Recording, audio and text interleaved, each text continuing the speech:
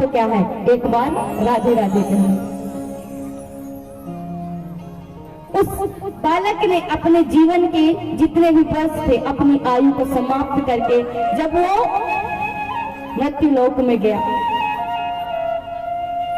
तो यमराज जो धर्मराज थे वो उस बालक को ले जाने लगे। उसने कहा रुको रुको, अभी मेरी एक बात बाकी है, एक बात बताओ। बोले पूछो। बोले एक बार राधे कहने का फल क्या होता है? धर्मराज जी बड़ी सोच में आ गए कि मैं सब कुछ जानता हूं लेकिन ये नहीं जानता कि एक बार राधे कहने का फल क्या होता है। बोले जब तक मेरे इस सवाल का उत्तर नहीं दोगे मैं तुम्हारे साथ नहीं जाऊंगा। बोले अच्छा चलो इंद्र से पूछे। इंद्र के पास गए, इंद्र से जाकर के कहा कि ये बता महाराज एक बार राधे कहने का फल क्या होता है। बोले मैंने अपने जीवन में सब कुछ जाना, मैं देवता हूँ लेकिन यही नहीं जाना कि क्या फल होता है। बोले तुम भी नहीं जानते? बोले नहीं। उस जो बालक था उसको एक पालकी में बिठा लिया गया था। एक तरफ धर्मराज थे, एक तरफ इंद्र जी थे, दोनों उस पालकी को चला रहे हैं। पहुंचे भोलेनाथ के पास। भोलेनाथ से कहा प्रभु ये बताओ, सब बढ़िया है पर ये बताओ कि एक बार राधे कहने का फल क्या होता है। बोले मैं तो ओमकार हूं, सृष्टि का पालक हूं लेकिन आज तक यही नहीं जाना कि राधे कहने का क्या फल है। बोले आप भी नहीं जानते हो? चलो तीसरे लाइन में लग जाओ। वो भी लग गए। तीनों पालकी को ढो रहे हैं और वो बालक बैठा हुआ। पहुंचे ब्रह्मा जी के पास। ब्रह्मा जी ने जब देखा कि साक्षात वो महेश, वो इंद्र और वो धर्मराज किसी की पालकी ढो रहे हैं, मतलब कोई साधारण व्यक्ति नहीं है। ब्रह्मा जी के पास पहुंच गए। ब्रह्मा जी से कहा, ब्रह्मा जी ने कहा कि कहिए कैसे आना हुआ। बोले वो सब बाद में कहेंगे, पहले ये बताओ कि एक बार राधे कहने का फल क्या है। बोले मैं ब्रह्मा हूं, मेरे 3 मुख हैं, मैं सब कुछ एक साथ देख सकता हूँ। 4 मुख होने से मैं चारों दिशाओं को एक साथ देख सकता हूँ, लेकिन आज तक मैं यही नहीं जान पाया। जिसके अब सिर ज्यादा होंगे तो बुद्धि भी ज्यादा होगी, लेकिन मैं आज तक यही नहीं जान पाया कि एक बार राधे कहने का क्या फल है। बोले आप भी नहीं जानते? चलो लग जाओ लाइन में। उनको भी लगा लिया। चारों जा रहे हैं क्षीर सागर की ओर, विष्णु भगवान के पास। जैसे ही वैकुंठ धाम पहुंचे हैं तो भगवान ने देखा और सोचते हैं, दूर से ही देख करके सोचा कि जिसकी पालकी को ब्रह्मा और महेश ढो रहे हैं, इंद्र ढो रहे हैं, धर्मराज साक्षात ढो रहे हैं, तो कोई साधारण व्यक्ति नहीं हो सकता। पढ़ा रहे हैं और कहा कि महाराज कहो आज किसकी सवारी लेकर के आ गए। बोले वो सब छोड़िए, वो सब जाने दीजिए, पहले ये बताइए कि एक बार राधे कहने का फल क्या है। बोले अभी भी नहीं पता? बोले नहीं। बोले एक बार राधे कहने का यही फल तो है कि जिसकी पालकी स्वयं साक्षात ब्रह्मा और महेश, इंद्र, धर्मराज ढो रहे हैं। अब इससे बड़ा कोई फल हो सकता है क्या?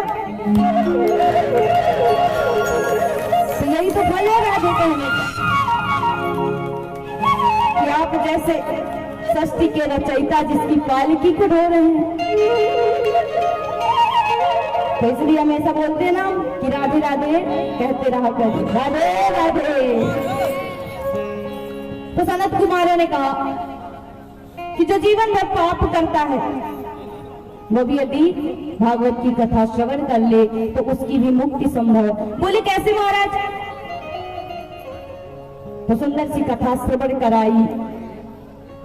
कथा श्रवण करेंगे, भजन श्रवण करेंगे।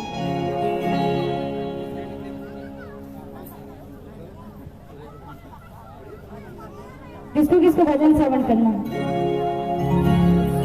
कथा में रुचि ना है महाराज, श्रवण को भजन श्रवण करनी।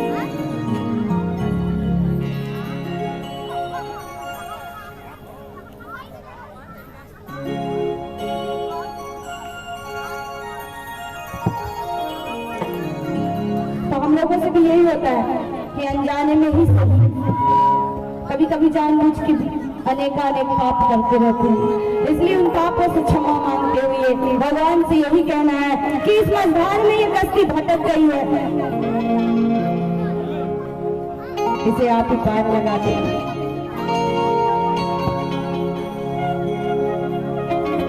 इसलिए क्या कहना है, मझधार में कश्ती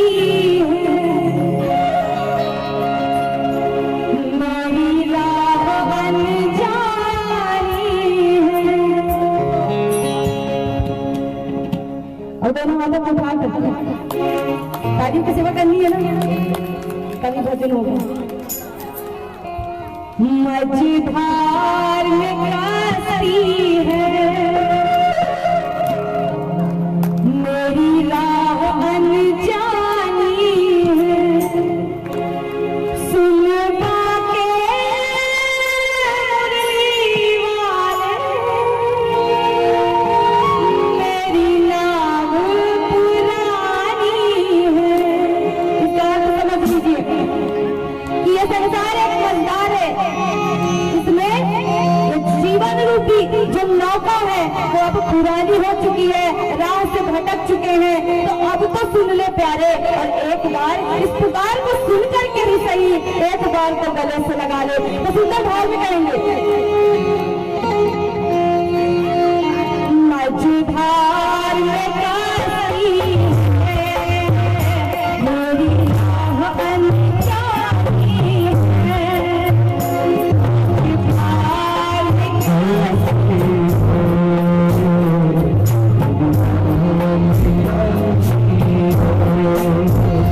सुन आगे मुरली वाले, मेरी नाव पुरानी है,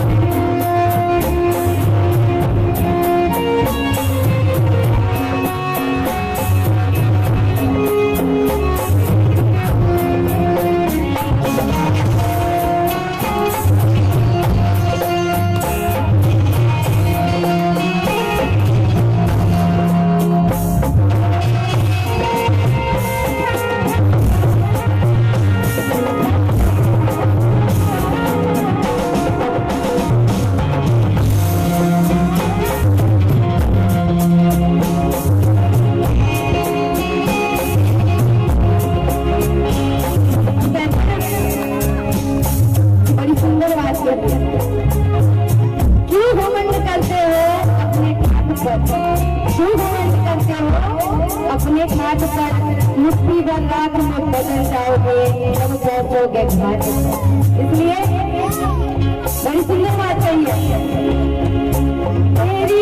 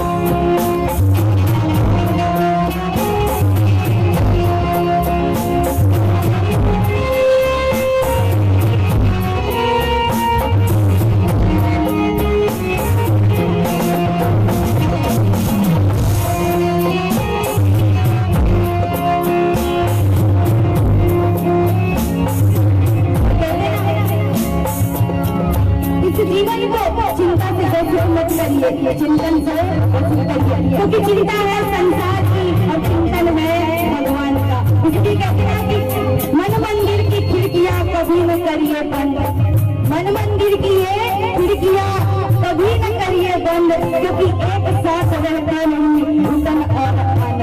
इसलिए जीवन में आनंद बनाना है तो संसार को भूल जाइए।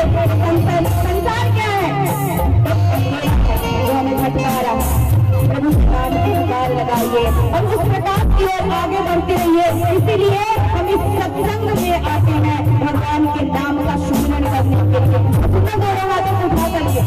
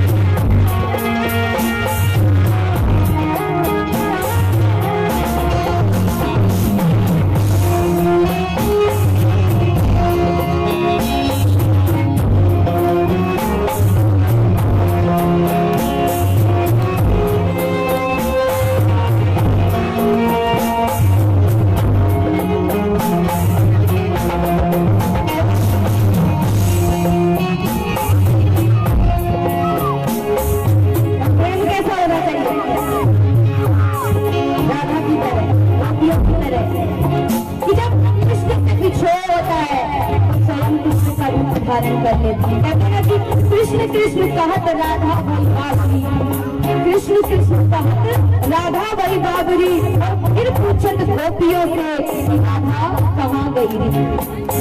तो प्रेम होना चाहिए गोपियों की भांति, उस राधा रानी की भांति जिसे स्वयं गोविंद को अपनी उंगली से दिखा दिया। प्रेम के आगे प्रभु भी दिवस है। इसलिए बात जीवन में इतनी कल्पना, इतनी ही इच्छा होनी चाहिए कि एक बार तुम्हारे दर्शन हो जाए, एक बार तुम हमें मिल जाओ। इतना क्या बात है, बहुत ज्यादा है। तो बड़े सुंदर भाव में कहा है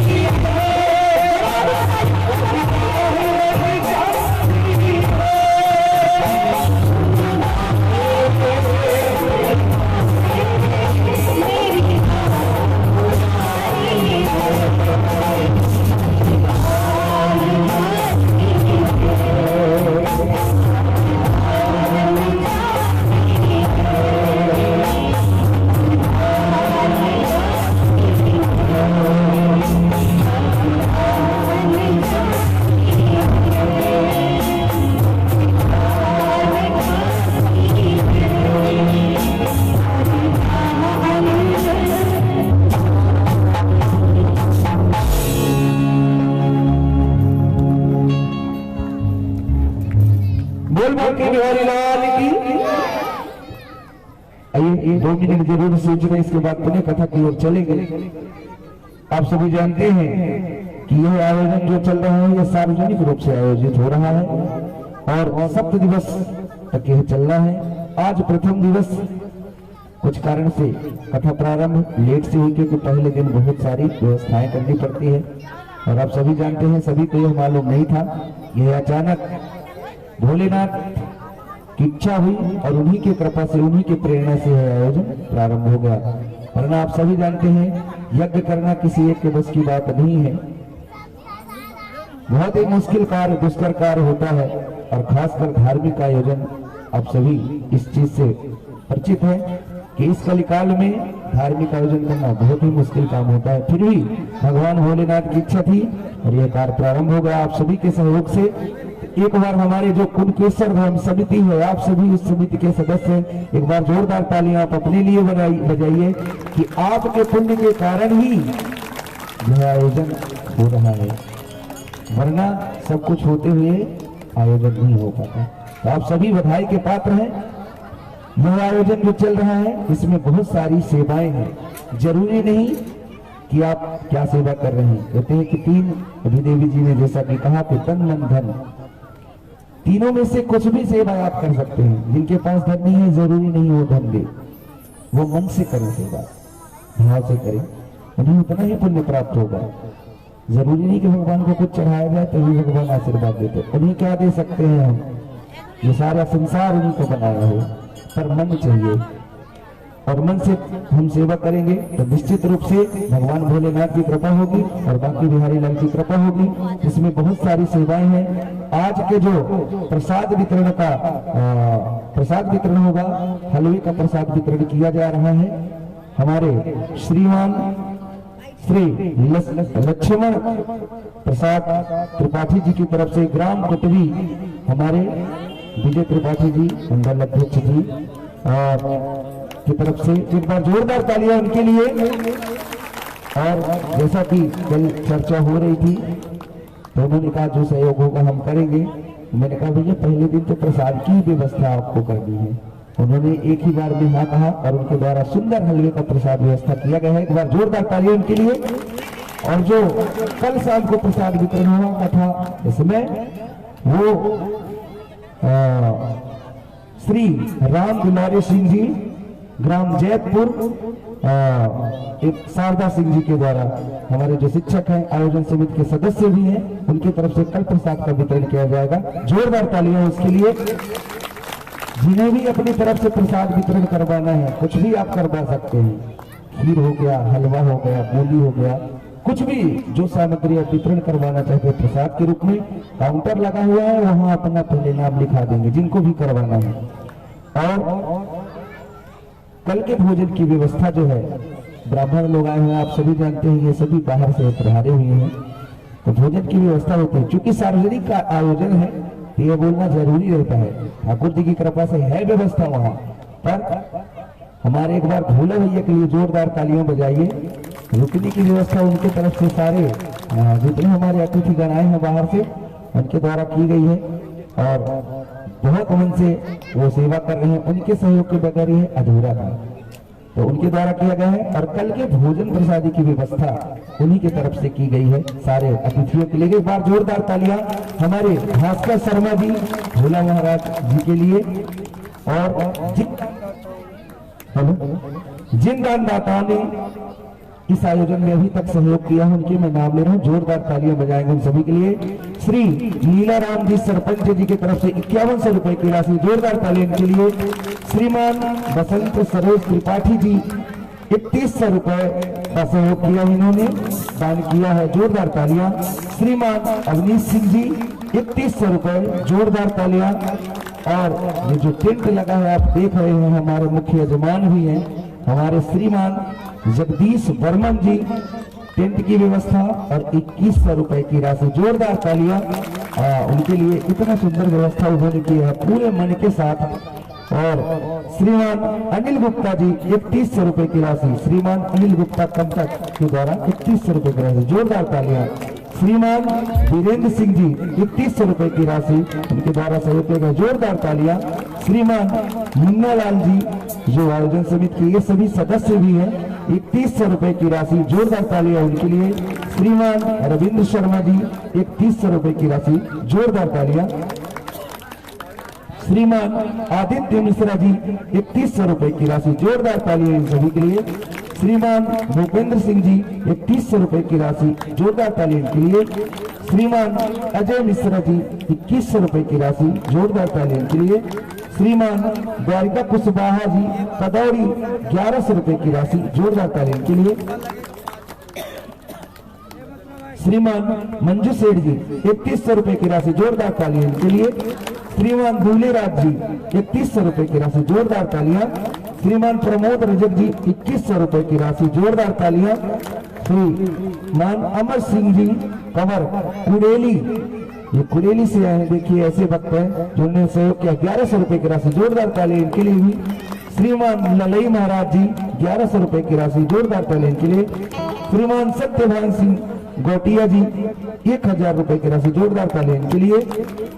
श्रीमान भोला शर्मा जी 3100 रुपए की राशि, जोरदार तालियां इनके लिए।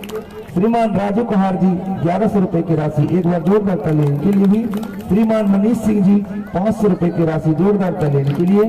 श्रीमान मथुरा जी 1100 रुपए की राशि, एक बार जोरदार तालियां इनके लिए। और हमारे श्रीमान शारदा सिंह जी 3100 रुपए की राशि, जोरदार तालियां इनके लिए। श्रीमान जगदीश रजक जी 3100 रुपए की राशि, जोरदार तालियां। श्रीमान अजय शर्मा जी 1100 रुपए की राशि, जोरदार तालियां। श्रीमान संत कुमार सोंदिया जी 1100 रुपए की राशि। और हॉस्पिटल से श्रीमान पटेल जी 1100 रुपए की राशि, जोरदार तालियां के लिए। और श्रीमान डॉक्टर बंगाली जयपुर, इनके द्वारा 1100 रुपए की राशि दी गई है इस आयोजन में सहयोग के रूप में, दान के रूप में। तो जोरदार तालियां इन सभी भक्तों के लिए। आप सभी लोग जरूरी नहीं कि कितना दान किया जाए, थोड़ा बहुत सहयोग जिनको भगवान ने दिया है वो जरूर करेंगे सभी। हमारी माताएं बहनें भी, कल से माताओं के लिए अलग काउंटर लगेगा प्रसाद के लिए, और आप वहाँ सहयोग अपना जो भी करना चाहते हैं वो कर सकते हैं। देखिए बोलना जरूरी नहीं होता है, लेकिन मुझे एक चीज की बहुत दुख होता है इस चीज से। हम बाहर जाते हैं, हमारी सारी टीम बाहर जाती है, जब हम वहाँ देखते हैं भक्ति का माहौल, एकदम मन प्रसन्न हो जाता है। लेकिन हम अपने क्षेत्र में आते हैं तो हमारे यहाँ हमारे जो बुजुर्ग थे पहले इतना अच्छा आयोजन करते थे, सब मिल बांट कर और हो जाता था। कहते हैं बूंद बूंद से घड़ा भर जाता है। विगत कुछ वर्षों से ऐसे आयोजन होना धीरे धीरे बंद हो गए। आप सभी इस बात से परिचित हैं। तो हमारी ये कोशिश है कि पैसा जरूरी नहीं, पैसा मत दीजिए, आप धन मत दीजिए, पर मन से जुड़िए, नहीं तो हमारे बच्चे संस्कार विहीन हो जाएंगे। हमारी ऐसी स्थिति है कि आजकल के बच्चे तिलक नहीं लगाना चाहते, आप सभी इस बात से परिचित हैं।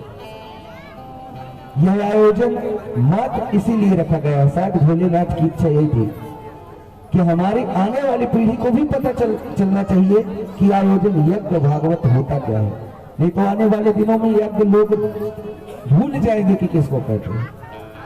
आप सभी इस बात से परिचित हैं, तो आप सभी लोग जरूर यहाँ पर पधारें। और आज का दिन बस अब विश्राम की ओर है, थोड़ी देर और कथा चलेगी, इसके बाद आरती होगी, प्रसाद वितरण होगा। आज का दिन निकल गया, शेष 6 दिन है। तो आप सभी से निवेदन, आप सुबह 8 बजे से पूजन का कार्यक्रम होता है, तो सभी लोग जिनको सम्मिलित होना हुआ पधारें 8 से 12। और ठीक 2 बजे से कल कथा प्रारंभ होगी, 2:30 बजे देवी जी का आगमन होगा और 2 बजे से संगीत वाले यहाँ पर पधारेंगे। तो आप सभी लोग 2 बजे से पधारेंगे और दिव्य कथा श्रवण पान करेंगे। जो जितना सहयोग कर सकता है वह जरूर करें, तन मन धन से सहयोग करें। जिनको ब्राह्मण भोजन करवाना है वो भी अपना नाम वहाँ पर लिखा सकते हैं, अभी काउंटर लगा हुआ है। जिन्हें अभी सहयोग करना है वो अभी काउंटर वहाँ पर लगा हुआ है, वहाँ पर अपना नाम लिखा सकते हैं। जिन्हें प्रसाद वितरण करवाना हो वो प्रसाद वितरण कर सकते हैं, अपने तरफ से करवा सकते हैं। आप सभी जानते हैं ये जो यजमान बने हुए हैं यह निःशुल्क था, उनसे कोई शुल्क नहीं लिया गया है कि आप लोग जो भी पूजन करना चाहते हैं मात्र आपको समय देना पड़ेगा, भाव देना पड़ेगा। यहाँ पर कोई शुल्क नहीं रखा गया है, इसलिए आप बढ़ चढ़ कर हिस्सा लें और इस आयोजन को और दिव्य बनाएं।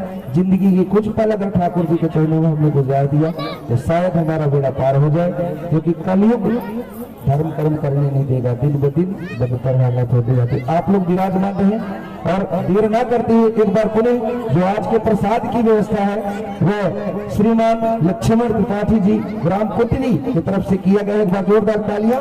और कल के प्रसाद की व्यवस्था श्री राम दुलारे सिंह जी ग्राम जैतपुर शारदा सिंह जी के द्वारा किया गया है। जोरदार तालियां इनके लिए। कल के ब्राह्मण भोजन की व्यवस्था हमारे श्रीमान भास्कर शर्मा भोला महाराज जी की तरफ से किया गया है। आप भी अगर करवाना चाहते हैं तो वो अपना नाम एंट्री करवा देंगे। बोल बाकी बिहारी लाल की। और आइए अब देर ना करते हुए पुनः चलते हैं उस कथा की ओर पूज्य देवी जी के सानिध्य में और उनकी अमृतमयी वाणी के माध्यम से कथा श्रवण करेंगे। राधे राधे।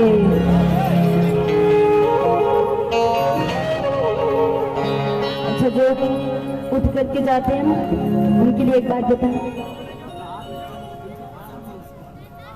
हम बारंबार कहते हैं ना कि ये कलिकाल चल रहा है, कलिकाल में ये संभव नहीं है कि हम 24 घंटे बैठ करके भगवान की पूजा कर सकें। तो भगवान ने इसका साधारण और सरल तरीका बनाया था, सत्संग। और सत्संग और इसके साथ साथ क्या कि आप जब घर में रहो तो 2 बार संध्या आरती प्रभु की जरूर करनी चाहिए, संध्या में जरूर शामिल होना चाहिए। एक प्रातः काल, एक सायकाल की वेला में। ये दोनों ही आरतियां एक यज्ञ का फल देती हैं। यदि आप अपने जीवन में प्रतिदिन दोनों समय की आरती करते हो तो एक यज्ञ का आपको पूरा फल मिलता है। हम नहीं कह रहे हैं, शास्त्री कहते हैं। तो आज तो थोड़ा विलंब हो गया था। और बताओ महाराज, भगवान के लिए आपके पास 2 घंटे भी नहीं है। अभी तो हम भी घड़ी पहने हुए हैं, हम भी समय जानते हैं, थोड़ा बहुत मैथ आता है। तो हमें पता है 4:30 बजे से कथा आरंभ भई और अभी कितने बजे हैं? कितने बजे हैं? 6 बजे हैं? 6 बजे है ना? तो कितना समय हुआ? 4:30 बजे तो हम बैठे, 5 बजे से कथा आरंभ हुई, तो 1 घंटे हुई ना। और 1 घंटे में ही सवेरे उठ करके जाना है झांकी के दर्शन नहीं करने। इतनी मेहनत से बेचारे आप लोगों के लिए तो यहाँ पर प्रस्तुति देने आते हैं, ताकि कथा से थोड़ा बहुत, भजन से उससे थोड़ा ज्यादा और झांकी के माध्यम से थोड़ा और भगवान की वो छवि तो हमारे स्मरण में बनी रहेगी। झांकी इसलिए दिखाई जाती है कि आप जिस कथा को श्रवण कर रहे हैं वो भगवान दिखते कैसे थे। तभी सुंदर हमारे वृंदावन से जो आए हुए हैं हमारे कन्हैया भैया, वो आपको झांकी के माध्यम से भी दर्शन देंगे। इसलिए बैठे रहे, शेष आधे घंटे और लेंगे आपको, झूठ नहीं बोलेंगे, सही बोल रहे हैं।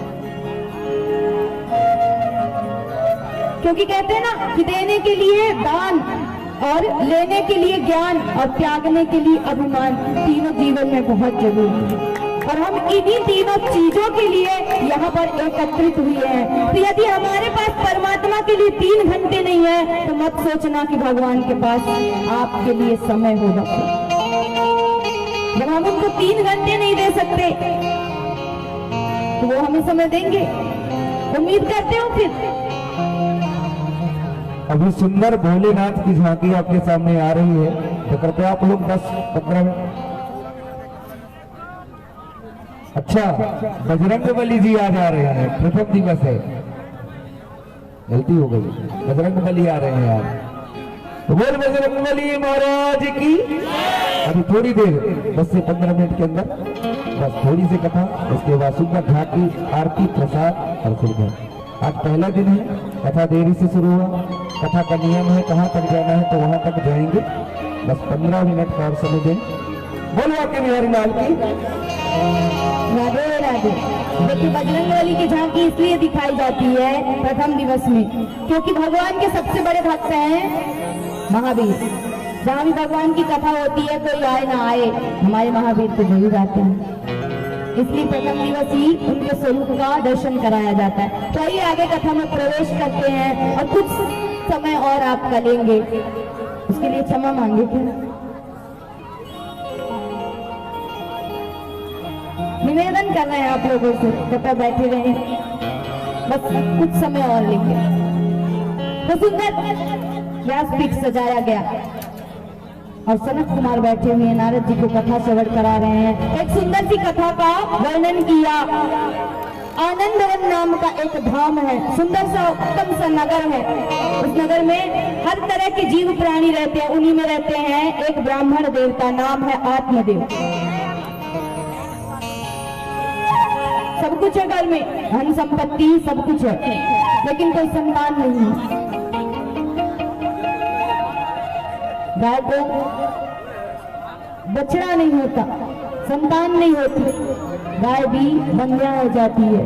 तुलसी का पौधा लगाते हैं, सूख जाता है, दुखी है बेचारे। और इस दुख में सबसे बड़ा दुख देते हैं संसार के लोग। जब आदमी अंदर से दुखी होता है, प्राणी अंदर से दुखी होता है, तो उससे भी दुगना दुख देते हैं ये सांसारिक लोग। यही स्थिति थी आत्मदेव जी, स्वयं अपने दुख से दुखी थे और पड़ोसियों के ताने अलग में नहीं थे। कहते ना कि भगवान ने जब इंसान को बनाया था तो उसे दो प्रकार के पोटली दिए बांध के, और कहा एक को पीछे रखना, एक को सामने रखना। तो व्यक्ति ने कहा किया, चालाकी कर ली इसमें भी, कि जिसको पीछे रखने को कहा उसे आगे रख लिया, और जिसे आगे रखने को कहा उसे पीछे रख लिया। तो क्या स्थिति बनी पता है?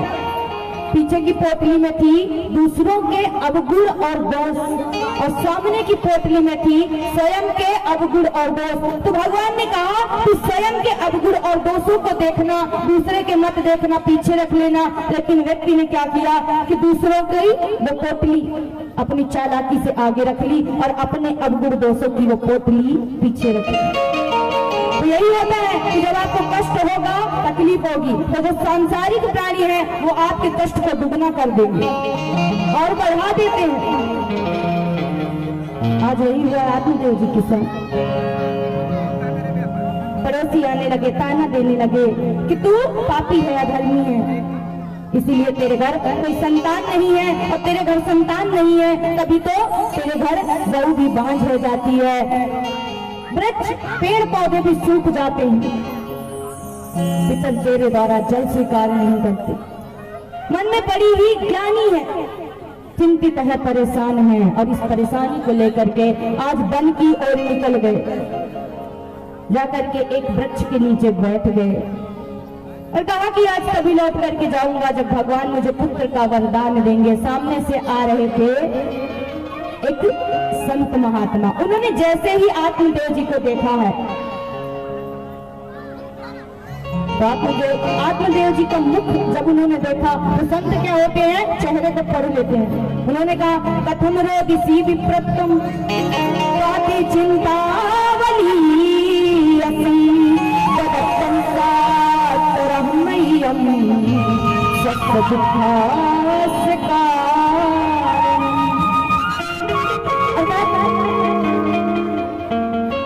पंडित जी आप कौन हो और इस तरह से चिंतित बैठे हुए? आप मुझे अपनी चिंता का कारण बताओ। आत्मदेव जी ने जैसे ही देखा संत को, चरणों में गिर पड़े और रोने लगे कि महाराज क्या बताऊं,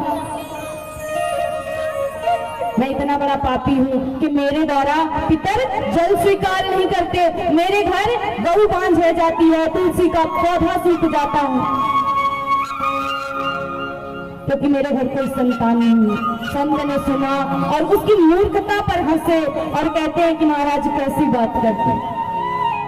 बड़ा ही आश्चर्य हुआ और कहते हैं कि मुंचा ज्ञानम प्रजारूपम बलिष्ठा कर्मणोगति विवेकम समासाधयि त्यज संसार वाशनम। विद्वान होकर के, पंडित होकर के ऐसी मूर्खों वाली बात करते हो? किसी से मत कहना, हंसेंगे। किसकी आसक्ति रखते हो? पुत्र की? क्या क्या क्या करोगे पुत्र पा करके? बोले क्या करेंगे? इस लोक में गति और उस लोक में सदगति। संतान ही दे सकती, पुत्र ही दे सकता है। बोले ये तो और मूर्खता वाली बात है। किसको मिली सदगति? धृतराष्ट्र को मिली, सगर को मिली। राजा सगर के 60,000 पुत्र थे, किसी ने सदगति दी? इस लोक का तो पता नहीं, उस लोक में भी मुक्ति नहीं मिली महाराज। और आप बात करते हो कि पुत्र से हमें मुक्ति मिल जाएगी, तो संतान से मुक्ति नहीं मिलती, अपने कर्मों से मिलती। कहते हैं ना कि कर्म एक ऐसा एक गैया है, तो उस गैया को जहां आप लेकर के जाओगे उसका बछड़ा पीछे पीछे जाएगा। भरी गायों की सभा में भी अपनी माँ को पहचान लेता है, उसी प्रकार है ये कर्म। क्या इतने पाप करते हैं हम कि कर्म भी उस बछड़े की भांति हमें हजारों की भीड़ में भी ढूंढ लेगा। तो हमारे कर्म ही सब कुछ करवाते हैं। पुत्र या पुत्री सब सांसारिक मोह माया है। और यदि मानना ही है तो गोविंद को पुत्र मान लो। बोले महाराज मुझे ये दुनिया भर की बातें नहीं सुननी, आपसे कुछ कह दो तो आप संत उपदेश करने लगते हो, मुझे पुत्र चाहिए, पुत्र दे सकते हो तो बताओ। बोले इस जन्म तो क्या, मैंने तुम्हारे मस्तिष्क की रेखा पढ़ी, अगले 7 जन्म तक तुम्हें पुत्र का सुख नहीं। राधे राधे। सर्दी ज्यादा है, ठंडी ज्यादा लग रही है। आप सभी तो स्वेटर पहन के बैठे, हम तो बगैर स्वेटर के बैठे। इतनी भी सर्दी नहीं है जितना सोच रहे हैं। सब सोच का प्रभाव होता है। सर्दी गर्मी कुछ नहीं होती, हम जैसा सोचेंगे वैसा हो जाएगा। तो कहा कि महाराज मुझे उपदेश नहीं सुनना है, मुझे पुत्र चाहिए। बोले 1 जन्म नहीं, अगले 7 जन्म तक तुम्हें कोई पुत्र नहीं होगा। अब आत्मदेव जी समझ गए कि जो इस जन्म का जान सकता है और 7 जन्मों का जान सकता है वो पुत्र को दे ही सकता है। चरणों में गिर पड़े और कहते हैं कि मैं यहीं पे अपने प्राण त्याग दूंगा जब तक आप मुझे पुत्र प्राप्ति का वरदान नहीं देंगे, लौट करके घर नहीं जाऊंगा। संत बोले मैं कोई जादूगर तो हूं नहीं कि तुम्हें पुत्र दे दूं, लेकिन हाँ ब्राह्मण की हत्या का मुझे पाप न लगे, इसलिए मैं तुम्हें ये फल दे रहा हूँ। फल दे दिया और सारे नियम बता दिए, कहा जाओ और अपनी पत्नी को खिला देना, सुंदर सा पुत्र होगा तुम्हें, सुशील संस्कारी। लेकिन अब देखिए उनकी पत्नी का नाम है धुंधली। कहते हैं ना कि जैसा नाम है वैसा काम, यथा नाम तथा गुण। नाम है धुंधली, कुतर्क वाला नाम ही है, कुतर्क तो करेगी, उसकी बुद्धि ही कुतर्क की है। फल लेकर के आया, सारे नियम समझा दिए, फल को लेकर के बैठी है, सोच रही है कि अगर मैंने फल को खा लिया, गर्भ धारण कर लिया तो फिर मेरा क्या होगा।